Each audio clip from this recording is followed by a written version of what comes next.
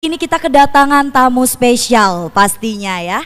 Saya ingin mengucapkan terima kasih dulu kepada Bapak Ibu yang telah hadir di TCC Mall dalam rangka Asparnas Fest 2022.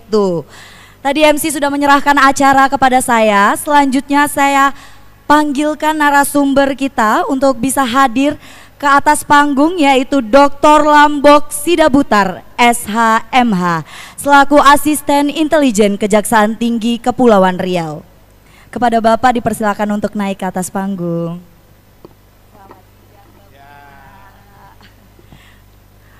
Boleh beri tepukan yang meriah dulu untuk Bapak Asintel kita.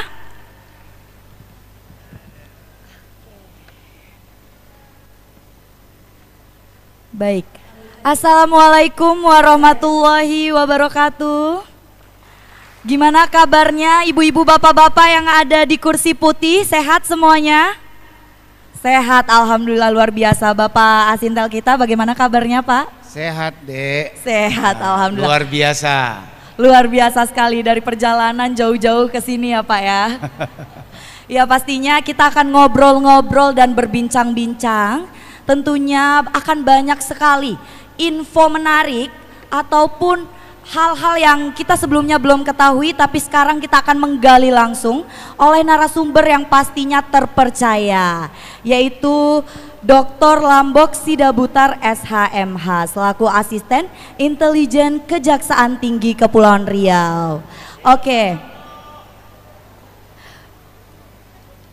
Baik. Hari ini saya tidak sendirian tentunya ya, Bapak sudah hadir di samping saya, tentunya tidak hanya untuk didiamkan, tapi kita akan bertanya-tanya, mengulik sesuai dengan flyer kita hari ini, Pak. Om Jack menjawab. Nah, kira-kira apa itu Om Jack menjawab, Pak? Tapi sebelum itu kita ingin mengenal lebih lanjut nih dengan Bapak Asintel kita. Mungkin Bapak boleh pengenalan diri terlebih dahulu, Pak. Baik. Saya menyapa dulu rekan-rekan yang ada di sini semua. Assalamualaikum warahmatullahi wabarakatuh. Waalaikumsalam warahmatullahi wabarakatuh. Selamat sore. Ya, saya Lambok Sidabutar, Asisten Intelijen Kejaksaan Tinggi Kepulauan Riau. Kami di sini membawa teman-teman dari Kejaksaan dalam rangka memperkenalkan kepada masyarakat namanya program obrolan menarik jaksa menjawab. Tepuk tangan. Jadi program ini maksudnya begini, kami kejaksaan ini membuka diri kepada seluruh elemen masyarakat. Makanya kami datang di mall ini. Nanti juga kami akan datang di pusat-pusat keramaian. Misalnya Sabtu Minggu orang olahraga pagi, kami akan datang di situ membuat stand dan kami akan membagikan brosur. Kami ingin lebih dekat dengan masyarakat, lebih bisa berbaur dengan masyarakat. Kami mau peduli dengan masalah-masalah sosial yang dihadapi oleh masyarakat. Mungkin ada bicara soal kasus sengketa tanah, kasus dipanggil aparat penegak hukum, atau mungkin kasus cerai, atau apa aja lah, kenakalan remaja, anak-anak yang putus sekolah, berbagai macam masalah. Silakan bisa didiskusikan, kami siap menjawab apa saja pertanyaan dari masyarakat kami, khususnya yang ada di Tanjung Pinang ini. Itulah maksud dari program obrolan menarik jaksa menjawab. Terima kasih, semoga kita semua bisa menikmati acara ini. Baik, dari pernyataan Bapak tadi terlihat bahwa lebih dekat dengan masyarakat ya Pak pastinya. Dan masyarakat bisa berkoneksi langsung dengan program Om Jack menjawab ini. Beri tepukan yang meriah dulu dong untuk program yang telah akan dilaunchingkan. Kira-kira kapan nih Pak masyarakat bisa menggunakan atau berdiskusi langsung dengan program ini pastinya? Ya. Kami sudah ada kegiatan namanya Jaksa Menyapa. Jaksa Menyapa itu kami secara live di radio, di televisi, dan juga ada kami juga kegiatan Jaksa Masuk Sekolah. Jaksa Masuk Sekolah kami masuk ke sekolah-sekolah mulai dari SD, SMP, SMA, ke kampus kami memberikan penyuluhan dan penerangan hukum. Dan kami juga ada namanya kegiatan lagi Jaksa Bina Desa. Jaksa Bina Desa itu kita mengawal segala kegiatan penyaluran dana desa, mulai dari pencairan, pelaksanaan kegiatan maupun pertanggungjawabannya. Ada lagi buat sekolah, guru-guru. Ini di sini ada kayaknya Bapak Ibu guru. Kita ada namanya Jaksa Bina Sekolah. Jadi Jaksa Bina Sekolah ini kita mendampingi penyaluran dana bantuan operasional sekolah yang lebih kita kenal BOS. Ya, nanti bapak-bapak kalau mau bertanya soal bagaimana mengelola BOS, silakan ya, di sini boleh bertanya. Nanti ngacung atau nanti bisa juga secara informal dengan teman-teman jaksa di sini, silakan. Baik, jadi terbuka lebar untuk ibu-ibu bapak-bapak yang masih ada pertanyaan, boleh langsung diajukan. Ini sejalannya aja ya Pak, semengalirnya saja. Jika mungkin dari pernyataan Bapak Asintel tadi ada yang ingin masih bertanya atau belum terjawab, boleh banget, apalagi mengenai program yang akan dilaunchingkan. Oke, sudah ada yang bertanya? Ini bertanya? Oh ya, silakan. Silakan. Ya. Nah ini terima kasih ada yang bertanya nih. Mudah-mudahan nanti muncul pertanyaan-pertanyaan ya. Gak usah sungkan-sungkan. Kalau saya nggak bisa jawab, ini teman-teman saya pakar-pakar semua nanti bisa menjawab. Iya, terima kasih Pak Asintel, Kejati Kepri. Perkenalkan, nama saya Wawan Kepri, perwakilan dari Asparnas Provinsi Kepulauan Riau. Yang ingin saya tanyakan, mungkin di kalangan masyarakat awam itu sering mendengar yang namanya restorasi just tips. Ya, apa sih itu Pak restorasi just tip? Terima kasih. Baik. Nah, sebelum saya menjawab restoratif justice, kami tayangkan dulu video tentang Kejaksaan Tinggi Kepulauan Riau. Silakan kita saksikan. Boleh mungkin ditampilkan videonya agar masyarakat lebih tahu dulu.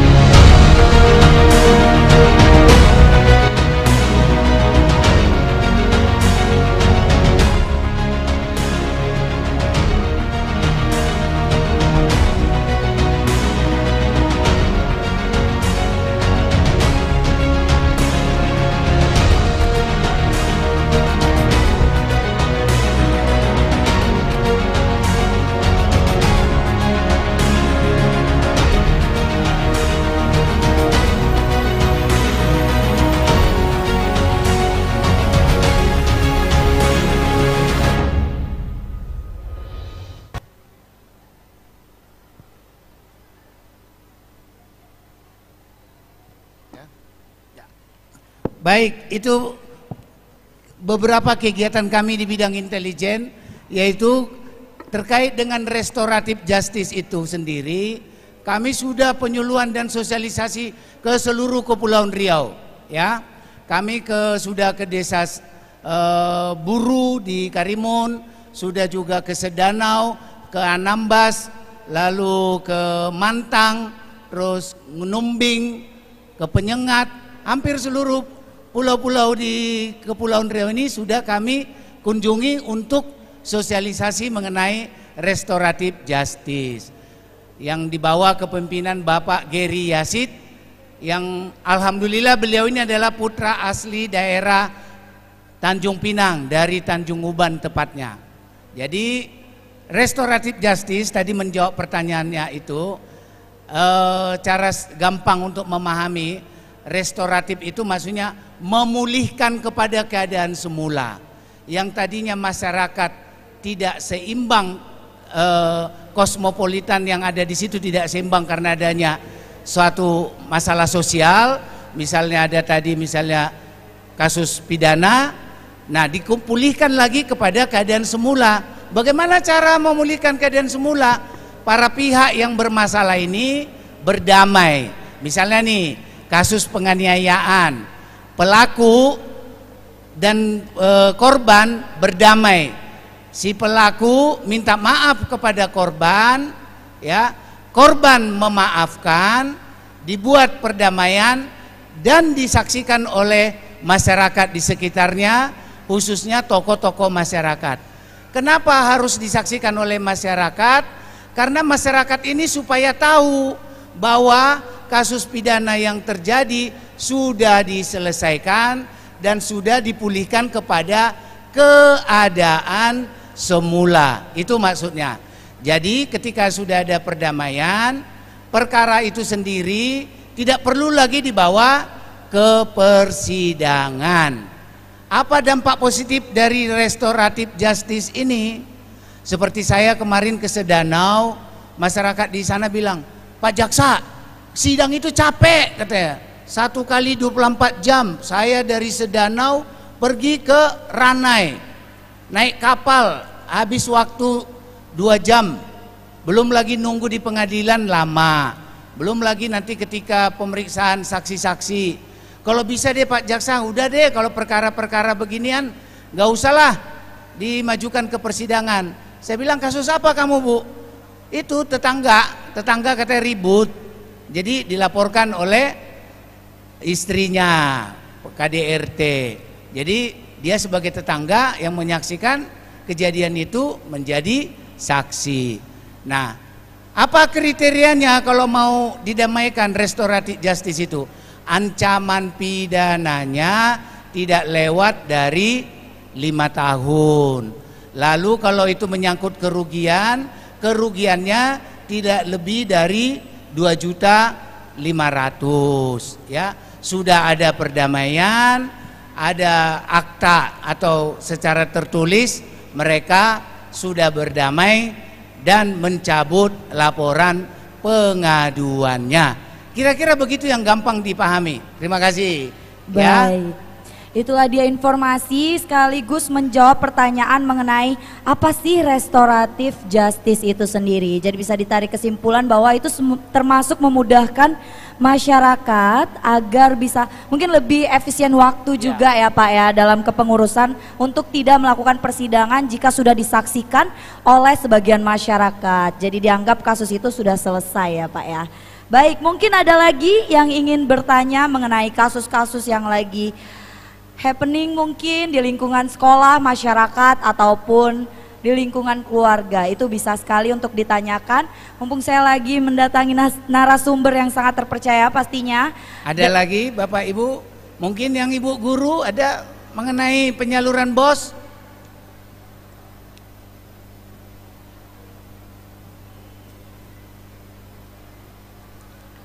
Silakan, ini sangat terbuka sekali. Oke, silakan. boleh, tolong panitia. Baik, assalamualaikum warahmatullahi wabarakatuh. Waalaikumsalam warahmatullahi wabarakatuh. Saya sebenarnya masih ragu atau bingung gini Pak, karena untuk biasa kalau dana BOS atau soal penyimpangan di sekolah itu ada yang namanya ombudsman. Jadi include nggak sih dengan Om Jaksa ini? Atau pengalian dari kita ngadu di ombudsman langsung ke jaksa atau berbeda-beda? Ya. Terima kasih Pak. Assalamualaikum warahmatullahi wabarakatuh. Baik, terima kasih Bu. Siapa tadi namanya Bu? Siapa? Maaf, saya Ibu Vina dari SMK Negeri 1 Tanjung Pinang. Ya, terima kasih. Terima kasih Bu Vina. Jadi kalau ombudsman itu punya kewenangan tersendiri. Banyak pengaduan-pengaduan masyarakat kepada ombudsman diteruskan kepada aparat penegak hukum atau juga APIP, tergantung kriterianya menurut analisa dan telahan dari ombudsman. Ya, bukan berarti setiap surat yang direkomendasikan oleh ombudsman kepada aparat penegak hukum itu sudah pasti ada pidana. Itu belum tentu. Nanti kita juga akan telaah. Nah, kebanyakan juga laporan-laporan yang masuk kepada ombudsman itu diteruskan kepada aparat penegak hukum. Nanti kita akan menjawab ombudsman tadi, apakah laporan tersebut sudah kita tindak lanjuti. Kalau sudah kita tindak lanjuti, bagaimana progres perkembangannya, kita akan melaporkan, menjawab. Tapi dari sisi penindakan, misalnya mereka melihat ada berbau pelanggaran, misalnya menyangkut ASN, mereka lihat ada pelanggaran kode etik, dari hasil kesimpulan mereka misalnya, mereka ombudsman itu nanti ada ombudsman di provinsi misalnya merekomendasikan kepada atasannya langsung untuk memberikan sanksi seperti itu. Jadi ke kita juga ada laporan-laporan yang disampaikan oleh masyarakat kepada ombudsman, disampaikan juga kepada kejaksaan, disampaikan juga kepada kepolisian, ya. Ya pokoknya sekarang ini kebebasan menyampaikan pendapat. Siapa saja boleh-boleh saja melaporkan apa saja sepanjang punya bukti pendukungnya. Kira-kira begitu, Bu, ya. Terima kasih, Ibu. Bagaimana Ibu? Apakah sudah menjawab? Baik, terima kasih atas pertanyaannya, sudah mewakili mungkin guru-guru yang lainnya. Kita masih membuka sesi pertanyaan mungkin, Pak? Iya, boleh. Oke, boleh. Memang sini kita mau ngobrol-ngobrol santai aja. Betul. Jadi... Sambil dinikmati, Bu, ada tadi kue-kue dan aqua itu. Oke, ini mengalir saja mungkin ada kasus-kasus yang lagi happening. Saya kasih contoh mungkin ya, Pak. Silakan. Ada kasus yang anak murid sekarang bisa melaporkan gurunya itu, Pak. Nah, bagaimana dengan tanggapan Bapak? Mungkin bisakah guru untuk lebih dekat dan melaporkan untuk perlindungan guru itu sendiri? Padahal mungkin niat guru tersebut adalah memberitahukan kepada anak tersebut, tapi kan jarang ada anak yang mungkin mengerti atau memahami maksud dari gurunya. Mungkin Bapak bisa menjabarkan. Baik, jadi ini nih, saya kalau keliling ke daerah-daerah ini pertanyaannya banyak tentang ini nih, ya. Pak, katanya, boleh nggak saya laporkan guru karena mukul murid, anak saya dipukul, ya. Terus guru bertanya, boleh nggak murid itu saya pukul kalau dia misalnya nakal, ya. Ini kan dua sisi yang berbeda ya, dari sana orang tua, dari sini guru, ya. Kalau saya menjawabnya sederhana saja. Kita berikan kebebasan kepada guru. Ini kepada orang tua nih.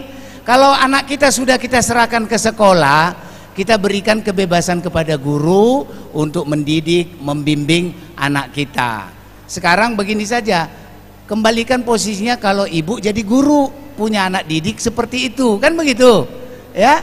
Kalau nakalnya udah nggak bisa dimaafkan lagi, ditegur nggak bisa, tapi kan paling tidak cuman ya jangan main tangan lah, jangan pakai kekerasan. Mungkin ditegur boleh lah. Tapi kalau zaman dulu kan kita disuruh pukul tangan begini pakai penggaris itu, dua tangan lagi ya, pukul sampai patah lagi penggarisnya. Dulu nggak ada itu yang melapor ya, Bu ya. Nah sekarang guru memukul murid itu pasti banyak orang tua yang komplain. Nah bagaimana caranya supaya guru tidak diadukan oleh orang tua, ya? Anggaplah anak didikmu itu anak kandungmu sendiri, ya, supaya kita itu tidak menggerutu, tidak ngomel-ngomel, itu, ya. Jadi kalau memang sudah kebangetan anak didik itu, ya dipanggillah orang tuanya. Ini anak ini perlu perhatian dan bimbingan khusus. Bisa saja anak yang berkebutuhan khusus kan banyak tuh di sekolah-sekolah, autis misalnya, ya kan, kita guru harus ekstra sabar. Dan juga tolong dipahami anak didik itu bahwa satu hari anak didik berhadapan dengan 6 guru, 6 mata pelajaran, ya. Satu kepala anak siswa dari pagi sampai sore belajar 6 mata pelajaran dari 6 guru. Satu guru mempelajari itu mungkin 15 tahun. Sementara anak ini satu hari harus disuruh belajar 5 mata pelajaran. Mumet nih, otak nih penuh, ya. Kita maksain supaya anak ini cepat mengerti, padahal dia tadi baru dimarahin lagi pelajaran matematik jam 8 pagi sampai jam 10. Masuk jam 10 sampai jam 12 pelajaran bahasa Inggris, kena marah lagi. dari jam 1 ke jam 3 masuk pelajaran biologi, kena marah lagi. Bagaimana nggak capek itu siswa? Guru itu hanya taunya kamu harus mengerti, gitu. Kuncinya saling memahami ya Saling Pak memahami, ya, saling mengerti ya. porsinya Kira-kira masing-masing. begitulah. Anggap aja anak itu seperti anak sendiri. Orang tua juga begitu. Anggaplah orang tua bahwa guru itu menjadi orang tua di sekolah. Baik, kuncinya juga dari pribadi muridnya sendiri mungkin Iya. harus menghormati, anggaplah guru merupakan orang tua di sekolah. Begitupun dengan guru menganggap bahwa anak didik di sekolah adalah anak sendiri. Jadi saling mengasihi dan saling menghormati. Mungkin ada yang ingin bertanya, saya tadi sudah memancing kasus, apakah ada yang pernah mengalami atau mungkin bingung ketika mengalami kasus tersebut biar untuk memproses ke Om Jack mungkin bagaimana? Nah dari program Om Jack ini sendiri Pak, apakah dalam bentuk aplikasi kah atau kita mendatangi kantor kejaksaannya kah atau bagaimana Pak? Jika kita ingin menggunakan launcingan dari Om Jack itu sendiri. Jadi kita bisa juga secara online ya. Ada obrolannya kita itu secara online. Nanti ada juga kalau misalnya Bapak Ibu ingin melaporkan sesuatu, ada namanya laporan pengaduan elektronik ya. Silakan Bapak Ibu manfaatkan. Dan juga nanti bisa obrolan itu kita punya media sosial. Media sosial kita Kejati Kepri, apa itu garis bawah ya, Kejati Kepri. Dan ada juga Facebook kita sama ya. Silakan berkomunikasi lewat media sosial. Atau ada ini yang masalah-masalah misalnya soal sengketa tanah, silakan. Ini banyak nih masalah mafia tanah. Mungkin tanahnya diserobot, ya. Atau ada bapak ibu di sini yang punya masalah di kantor, pangkat tidak naik-naik. Kalau yang pegawai negeri dihambat, ada pemeriksaan. Silakan saja. Mumpung kita ada berkumpul di sini. Ayo ada yang di atas silakan. Kami hadir di sini. Boleh sekali yang lagi jajan-jajan mungkin di UMKM atas ataupun Bapak Ibu yang berada di samping kanan kiri panggung, ini bebas sekali, terbuka untuk umum ya Pak ya. Ya. Untuk lebih dekat lagi mengenal tentang Kejaksaan Tinggi khususnya Kepulauan Riau. Jadi jangan sungkan tanya-tanya, mungkin ada soal tentang kekerasan rumah tangga mungkin, atau mungkin tentang sengketa lahan tadi, boleh langsung didiskusikan ya, walaupun tidak menyebut nama kali ya Pak ya. Mungkin jika kasus terlalu sensitif mungkin boleh sharing dengan tidak menyebut nama. Jadi terbuka lebar. Ada yang ingin bertanya? Boleh? Oke, Ya, silakan. silakan Bapak. Wih, senang banget saya lihat masyarakat sangat antusias sekali. Ada anggota dewan Ibu Rini, silakan mau bertanya, duduk sini dong. Jadi kita di sini ada anggota DPR RI sama DPRD Kota hadir di tengah-tengah kita ya. Sangat antusias mereka dengan acara ini. Terima kasih kehadirannya Ibu anggota dewan. Selamat siang untuk kita semua. Ya Ibu. Saya tadi iseng aja, tapi ya karena saya tengok ini bisa curhat masalah saya pribadi seperti itu Pak. Silakan Ibu. Saya mau tanya, mungkin bukan saya aja yang merasakan kejadian ini. Terjadi perceraian terhadap suatu keluarga. Kemudian anak berada di sisi anak berada pada ibu. Pada ibu. Kemudian anak itu butuh biaya kesehatan, pendidikan, jasmani, rohani, makanan dan segala macam. Kemudian si suami nggak mau tahu. Sebagai seorang ibu pasti berusaha bagaimana si anak itu biar sehat, biar punya pendidikan, biar jangan, pokoknya untuk yang terbaik untuk anak.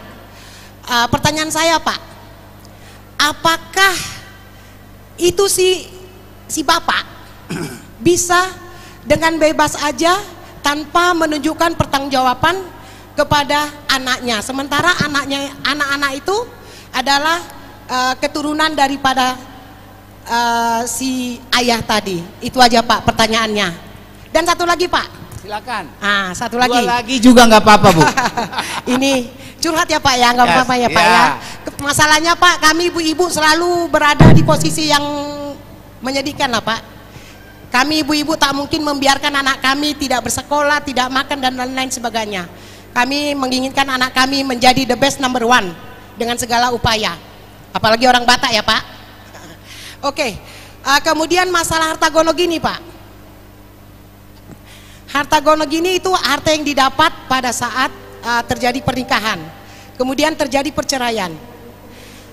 Kemudian harta gono gini itu objeknya nggak mungkin, ada sebagian objeknya bisa dibawa, tapi ada sebagian hanya sertifikat atau surat yang dibawa. Bagaimana itu Pak? Terima kasih Pak. 2 pertanyaan saya. Ibu siapa namanya? Saya Priska Hutahayan. Oh, saya Ibu guru. Hutahayan. Ibu guru. Guru. Terima kasih itu. Ya, saya Makasih, kalau Pak. udah ketemu orang Batak ini memang luar biasa sekali, apalagi ibu-ibu. Boleh tepuk tangan dulu untuk dong ibu-ibu. untuk pertanyaan Ibu. Ini curhat mewakili ibu-ibu nih.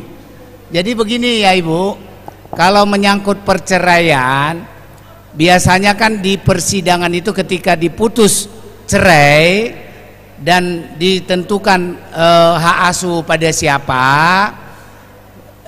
dan pasti anak itu juga akan mendapat uang ya dari laki-lakinya, dari ayahnya.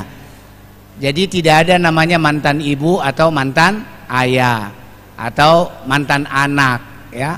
Jadi kalau misalnya mantan suami tidak mau memberikan belanja kepada anak, nah ini memang menjadi problematik. Kita harus menggugah dia secara sadar ya, suami itu. Tapi dengan keadaan hak asuh kepada ibu, sebenarnya kalau anak itu belum dewasa, itu menjadi tugas bersama membiayai suami, ibu dan ayahnya ya. Tapi memang sering terjadi laki-laki itu adalah ingkar janji. Ya dia janji sudah diketok tiap bulan memberikan belanja 5 juta ya. Nah sekarang kan seringkali problemnya adalah ketika menikah, laki-laki ini punya penghasilan menetap, tapi begitu bercerai dia jadi putus kerja atau pengangguran. Lalu mau dipaksakan dari mana untuk bayar 5 juta ya. Mudah-mudahan laki-lakinya begitu cerai tidak kena PHK ya, masih punya gaji menetap. Nah paling ya saya menyarankan kalau hal ini terjadi, diajaklah secara kekeluargaan bagaimana agar si mantan suami ini bisa tetap memberikan belanja kepada anak. Hanya itu cara satu-satunya, karena ini kan tidak bisa upaya paksa juga, kecuali dia pidana ya gitu. Itu mengenai itu. Lalu yang kedua mengenai harta gono gini. Harta gono gini itu adalah ada namanya kalau mau menikah di undang-undang perkawinan juga ada disebutkan tuh perjanjian pranikah. Boleh nggak perjanjian pranikah itu? Boleh. Kalau di Indonesia itu masih tabu sih bicara sebelum nikah bikin perjanjian. Kamu bawa apa? Nih anak gadis, ini anak bujang. Oh saya bawa mobil 2, kamu bawa apa? Saya bawa rumah 1. Ini nggak boleh ya bercampur ini. Nanti kalau kita cerai itu hartamu ini masing-masing. Silakan bawa. Tapi kalau kita nanti sudah berumah tangga, kita beli mobil, beli rumah, itu menjadi bagi 2. Kenapa filosofinya? Perempuan walaupun dia menganggur, ibu rumah tangga, itu adalah pekerjaan. Coba lihat KTP-nya. Ada nggak disebut itu ibu-ibu di situ pengangguran? Kan statusnya ibu rumah tangga. Nah, pekerjaan ibu rumah tangga. Artinya secara hukum diakui itu sebagai pekerjaan. Laki dan perempuan bagi tugas. Yang satu laki-lakinya keluar cari uang, perempuannya di rumah ngurus rumah tangga, ngurus anak, ngurus rumah, ngepel, nyuci, masak ya. Jadi wajar kalau ketika nanti bercerai itu dibagi 2 ya. Cuman kan kadang-kadang ada persoalan nih. Makanya nih kalau misalnya beli barang itu pakai nama suami atau nama istri ya. Jangan pakai nama ipar atau nama saudara. Nanti nggak bisa masuk gono gini ya. Gitu kadang-kadang kan suka menyembunyikan urusan pajak lah, pajak kendaraan mobil dipakai nama siapa itu ya. Ini yang sering menjadi kendala ketika terjadi perceraian tentang harta gono gini. Terima kasih Ibu Hutahayan ya. Mungkin mudah-mudahan sudah jelas ya. Bagaimana Ibu? Ibu siapa? Anggota dewannya siapa? Ibu DPRD RI siapa? Halo Ibu, selamat datang. Ibu mau bertanya? Bertanya dong, biar nanti masyarakatnya antusias juga bertanya. Apalah. Saya tidak bertanya. Saya akan memperkenalkan diri aja ya. Saya Bu Chen Suilan, anggota DPR RI. Hari ini bergembira bisa hadir pada acara Asparnas, apalagi ada acara tanya jawab dengan jaksa menjawab. Luar biasa. Selamat untuk bapak-bapak, ibu-ibu, Pak Jaksa juga, sukses semua. Terima kasih. Terima kasih Bu. Kita bikin DPR menjawab. Oh boleh. Ya.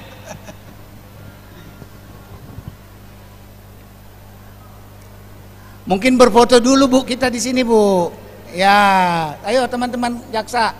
Ya ibu-ibu siapa mau ikut foto di sini boleh. Ini. Ya. Ini. Nah. Nanti kita Ya, sampaikan sini. ke Komisi 3. Ya. Ini programnya supaya didukung.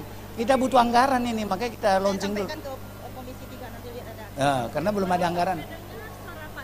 Oh siap. Jadi Pak Asinta luar biasa, baru sekali di sini. Tadi jaksa membuka diri. Ya. Ayo.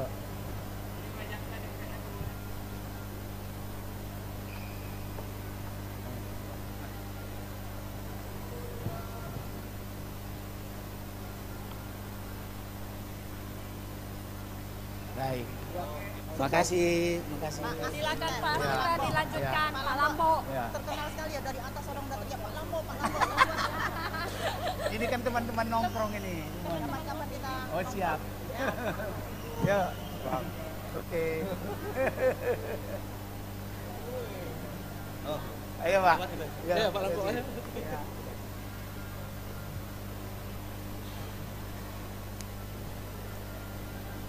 Luar biasa sekali kita mendapat sambutan hangat dari Ibu anggota DPR RI dari Jakarta. Terima kasih.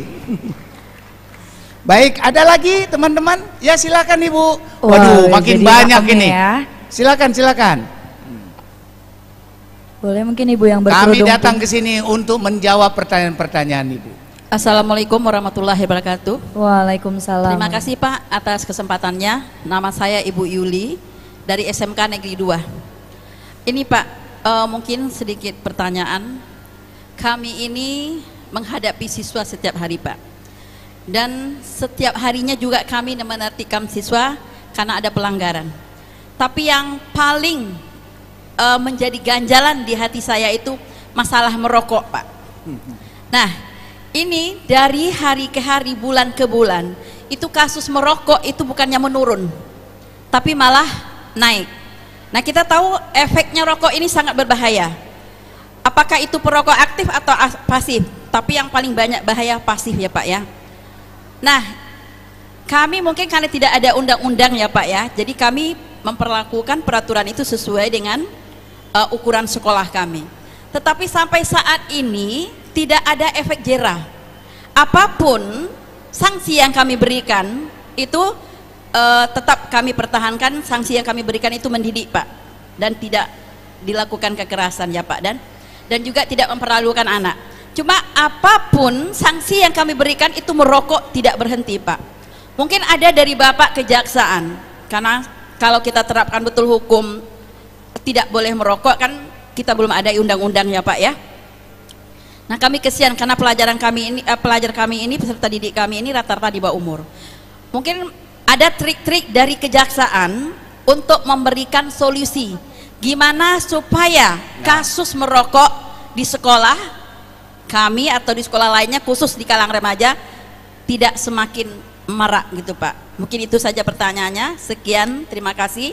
Wassalamualaikum warahmatullahi wabarakatuh. Boleh satu lagi? Waalaikumsalam warahmatullahi- Saya sudah paham pertanyaannya, boleh? Baik, Ayo. karena banyak yang ingin bertanya dan mempersingkat waktu, kita lanjut pertanyaan kedua. Kita simpan dulu untuk pertanyaan pertama. Silakan Ibu.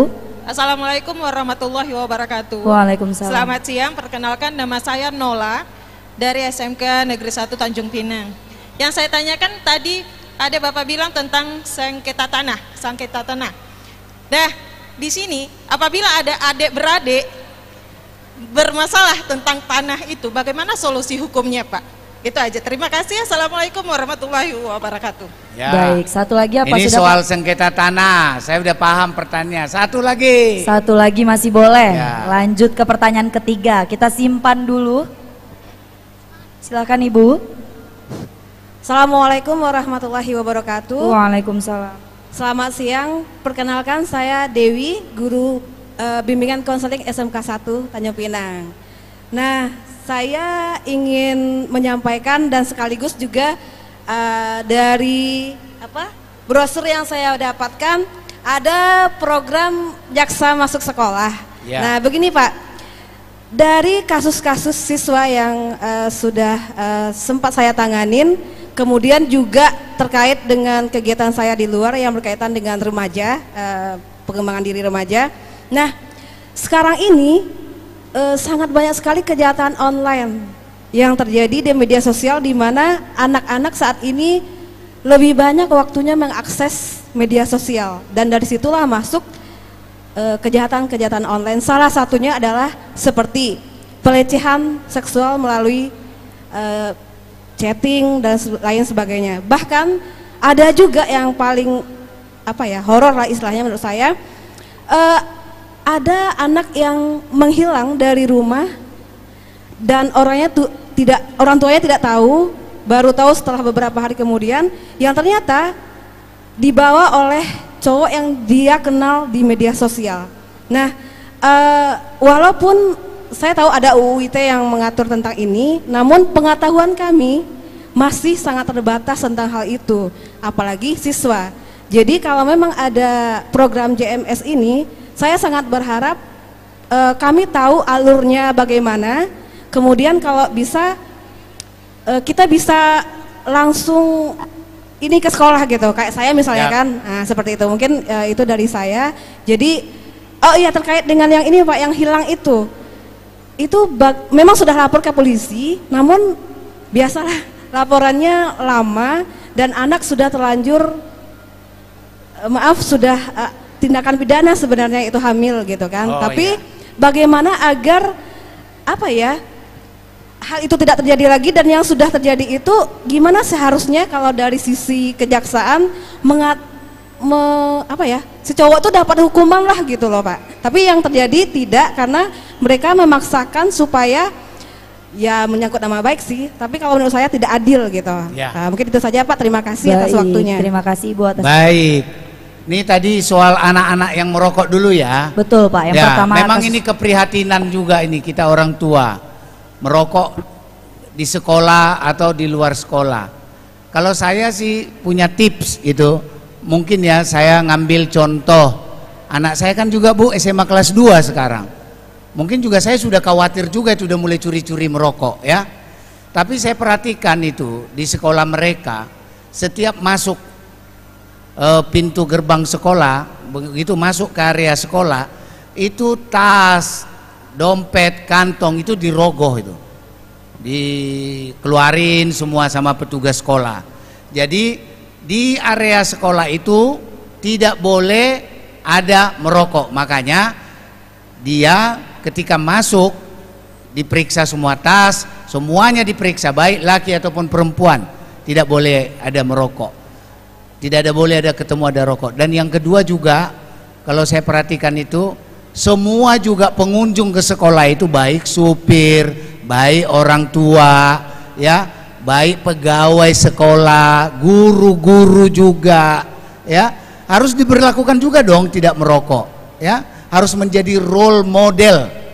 Role model ini duluan gurunya juga.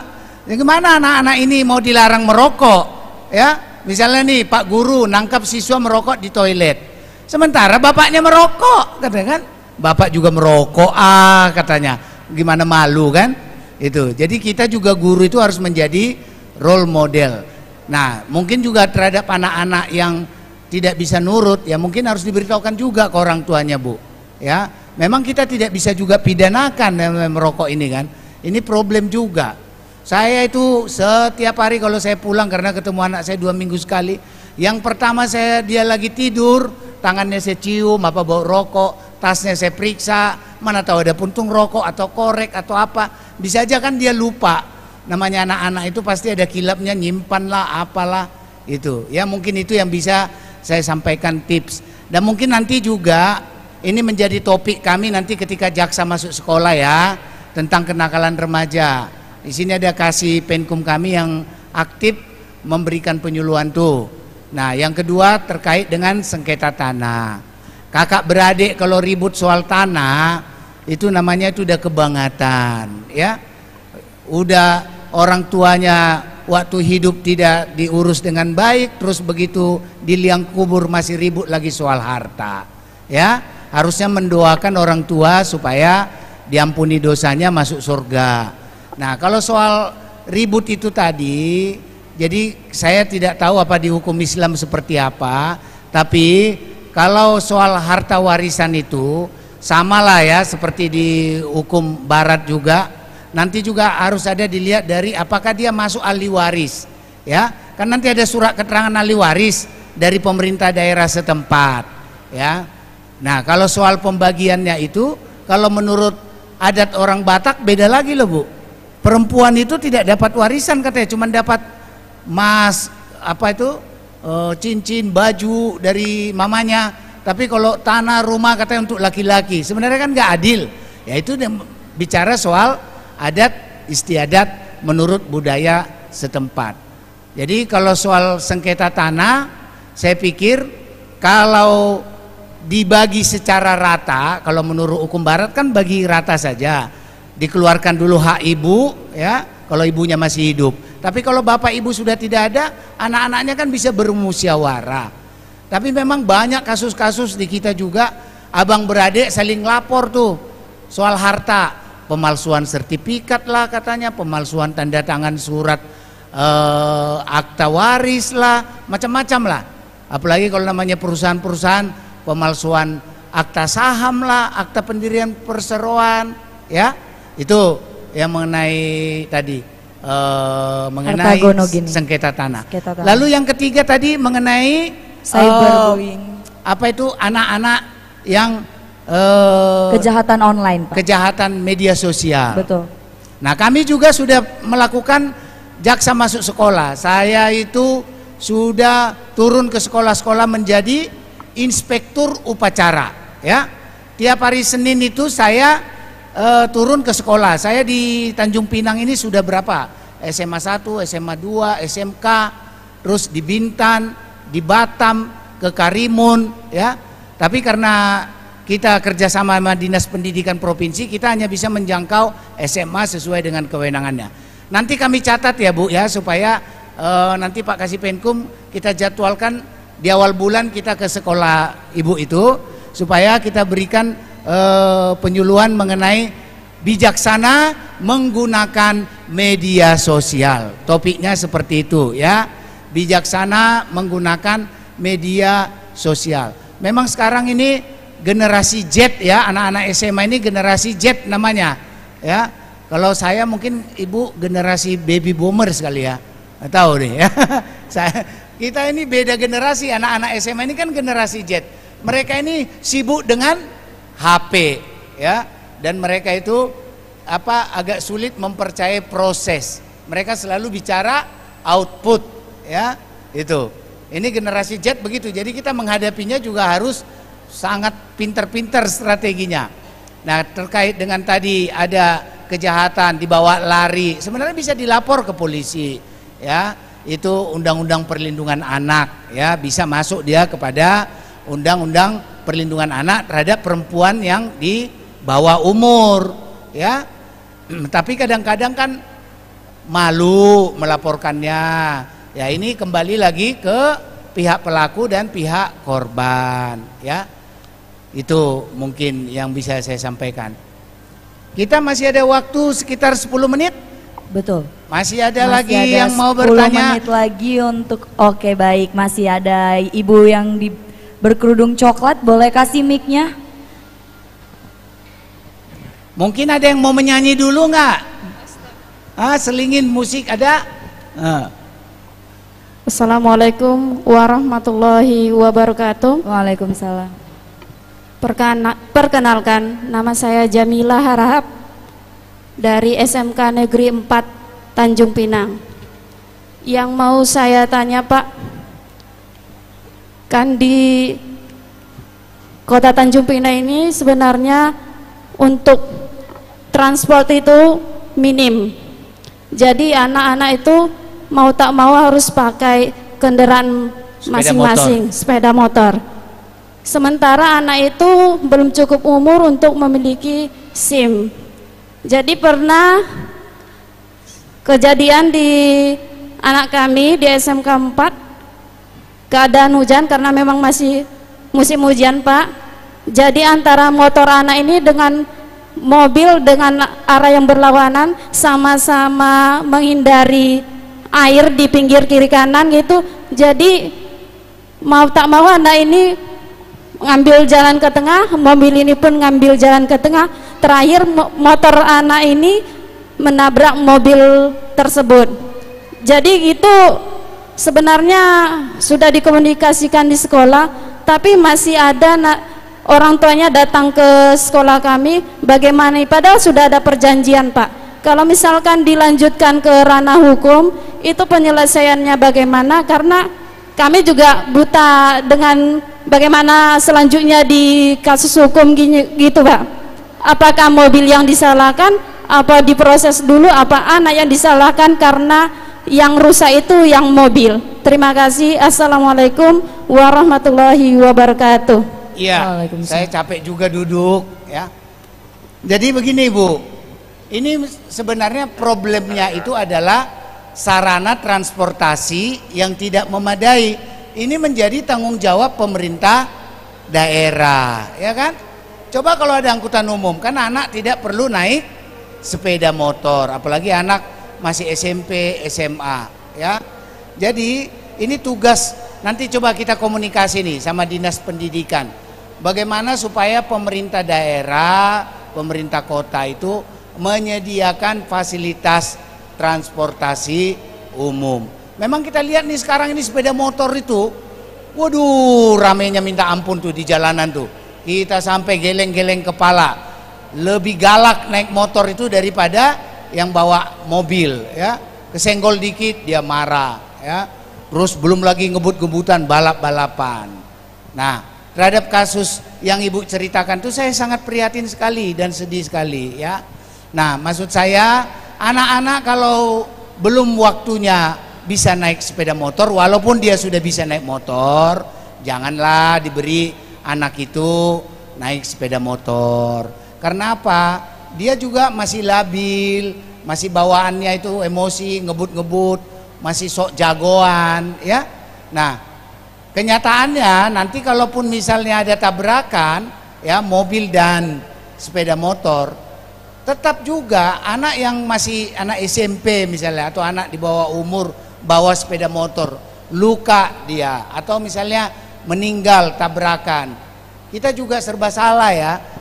Si supirnya kena ancaman pidana, terus anak juga sudah meninggal, korban. Kadang-kadang orang tua juga menuntut ya, minta biaya perawatan lah atau biaya uang duka lah yang seperti itu. Saya sih menyarankan hal-hal yang seperti ini marilah kita selesaikan secara kekeluargaan ya. Itu kalau bisa itu tidak semuanya berproses kepada aparat penegak hukum ya. Kenapa saya katakan tadi saya sudah jelaskan, belum lagi energi yang habis banyak dipanggil, di BAP, waktu, ongkos ya, berlarut-larut seperti itu. Jadi terhadap cerita Ibu tadi itu, kalau saya dari saya para penegak hukum, kalau misalnya kita kena masalah seperti itu, ya mau tak mau kita, memang kita sebagai orang tua kalau korban anak kita lapor polisi ya, tapi tetap dipertimbangkan bahwa berperkara itu butuh energi yang sangat banyak sekali ya. Ada lagi? Ada Pak, izin di belakang. Ya silakan. Kaget saya.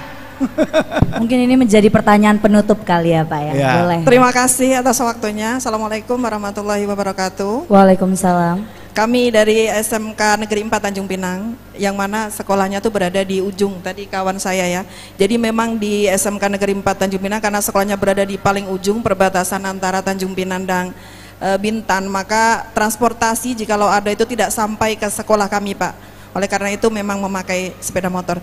Dan yang kami tanyakan, bagaimana triknya memberikan hukuman terhadap siswa dan siswi pada saat ini, karena mengingat pada saat ini kita tidak boleh memberikan hukuman secara fisik. Nah, namun kami sebagai guru selama ini sudah memberikan hukuman seperti mungkin metode-metode yang lain selain fisik gitu ya.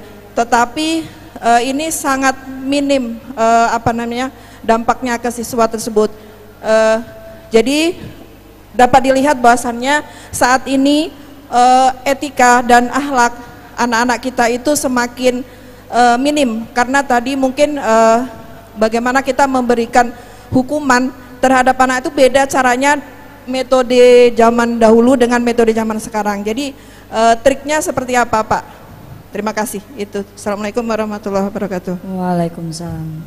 Baik, jadi ini menjadi problem ya. Makanya guru itu katanya apa? Pahlawan tanpa tanda jasa. Ya. Kepada anak-anak didik ini kan berbagai macam tipe karakter. Ya disitulah menjadi tugas kita sebagai guru. Padahal Bapak Ibu guru itu sebenarnya, makanya saya sangat terharu dan sangat mengapresiasi pengorbanan ibu-ibu bapak guru ya. Karena apa saya katakan, Anda tidak punya kewajiban konstitusional untuk mencerdaskan bangsa Indonesia ini. Iya toh?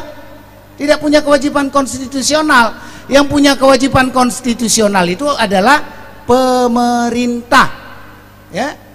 Tapi Bapak Ibu guru terpanggil dengan ikhlas, dengan sukarela menjadi guru dengan gaji yang seadanya itu tanpa pamrih ya. Jadi ada yang guru di sini, tepuk tangan buat guru-guru dulu kita ya. Mereka-mereka ini adalah pahlawan-pahlawan pendidikan ya. Nah, terhadap anak-anak yang seperti ini Bapak Ibu guru, saya sampaikan kalau kepada guru, ya memang disinilah menjadi kewajiban kita bagaimana kepada anak itu supaya kita mendidiknya secara sabar. Anggaplah itu anak kandung sendiri, itu aja. Anak kandung kalau agak sulit dikomunikasikan, beritahu orang tuanya, agak diajak orang tuanya untuk konseling, anaknya konseling. Nah mungkin juga hukuman fisik tidak berlaku ya. Kalau misalnya di sekolah zaman saya SMA itu hukumannya apa? Dibikin tulis di halus kasar, saya tidak akan nakal lagi, saya tidak akan nakal. Penuh satu buku itu suruh tulis, ya kan? Pernah ngalamin nggak itu? Saya pernah ngalamin itu, suruh nulis yang isi 12 lembar itu, saya tidak akan nakal lagi, saya tidak akan nakal, terus sampai penuh itu. Besok ditanya, mana hukuman tadi, udah dikerjakan belum? Gitu, ya. Banyak cara lah kita strateginya. Itu karena gini, kita kalau main fisik nanti kita kena lapor sama orang tuanya, ya kan? Ya belum tentu juga nanti teman-teman oknum aparat penegak hukum ini bisa menerima laporan pengaduan tuh secara arif dan bijaksana, kan gitu. Kalau dilihat secara anatomi kasus, latar belakang, ya kan? Belum tentu. Ya mudah-mudahan bisa dipelajari bahwa itu latar belakang kasus itu adalah karena kekesalan guru kepada anak yang nakal, kan gitu. Gitu. Ada lagi, tutup ya? Sudah Pak, ya. Itu menjadi pertanyaan terakhir dan pernyataan terakhir dari Bapak ya. Sedih sekali tapi tenang aja karena hari ini program Om Jack menjawab telah launching. Jadi buat ibu-ibu atau bapak-bapak juga tadi ada yang Bapak sampaikan bahwa Jaksa menjadi lebih dekat dengan masyarakat, datang ke stand-stand mungkin ya Pak ya, ke sekolah-sekolah dengan program bina sekolah dan lain-lain. Jadi mungkin di lain kesempatan ibu-ibu, bapak-bapak bisa lebih dekat dengan Kejati Kepri pastinya. Oke. Nanti kami juga pergi ke hari Sabtu Minggu di apa itu lapangan Gurindam ya? Betul. Ya. Nah, Gurindam tuh ada olahraga di situ, nanti kita akan datang situ buka stand. Mungkin nanti supaya tidak kaku seperti ini, nanti mungkin ada musik lah, gitar akustik gitu. Nanti Betul. ada Pak Ahi nyanyi, ya. Berarti setelah ini Bapak menyaksikan kompetisi band, Pak, Ya. karena ada musiknya. Oke, mungkin ada pesan Bapak sebelum menutup acara talk show kita pada sore hari ini, Pak, untuk masyarakat Tanjung Pinang khususnya. Om Jaksa menjawab, obrolan menarik, Jaksa menjawab. Semoga Bapak Ibu sekalian bisa merasa dekat dengan kami, tidak ada sungkan mau bertanya apa aja. Kami membuka diri ya, dengan berani datang mendatangi seluruh elemen masyarakat ya. Kami tidak ragu.